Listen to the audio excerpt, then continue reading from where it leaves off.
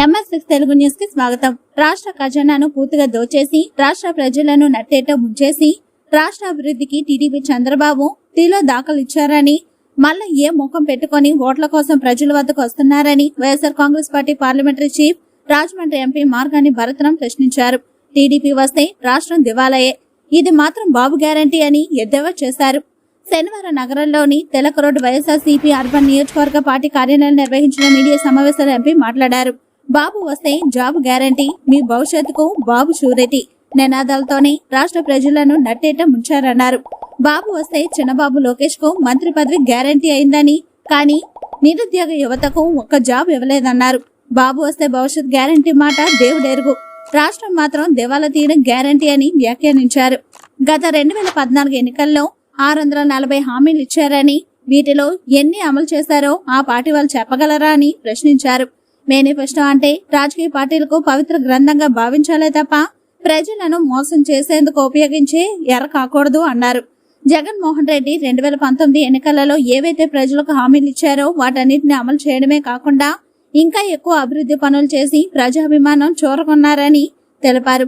ప్రజలు ఒక నమ్మకంతో అధికారాన్ని అప్పగిస్తే దానిని మీ స్వార్థం కోసం దుర్వినియోగం చేసి ప్రజలు ఎలా క్షమిస్తారని, అందుకే 2019 ఎన్నికలలో తగిన గుణపాఠం చెప్పారని అన్నారు. ప్రజలు ఎందుకు ఓట్లు వేయాలని అడుగుతున్నా. ఆ వడ్డీ వ్యాపారం చేసేవాడు మనస్తత్వం ఎట్లా ఉంటుంది?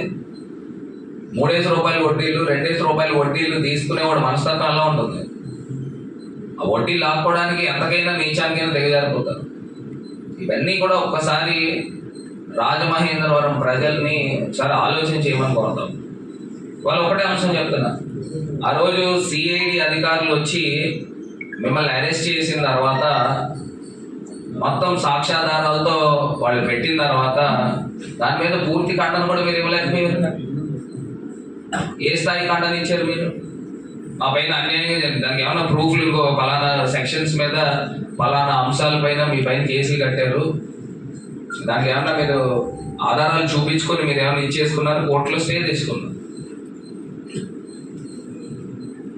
సో మనము ఒక్కటి, నేను వాళ్ళ పైన విమర్శలు చేసేదానికన్నా రాజమహేంద్రవరం ప్రజల్ని ఒకసారి ఆలోచన చేయమని కోరుతా ఉన్నాను.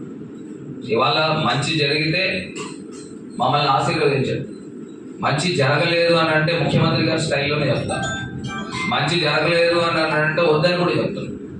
ఇవాళ రాజమహేంద్రవరం నగరంలో మనం మంచి చేస్తున్నామా, ప్రజలు దాన్ని ఓన్ చేసుకుంటున్నారా, ఆశీర్వదించండి. అసలు నాకు తెలియక ఒకటి అడుగుతాను,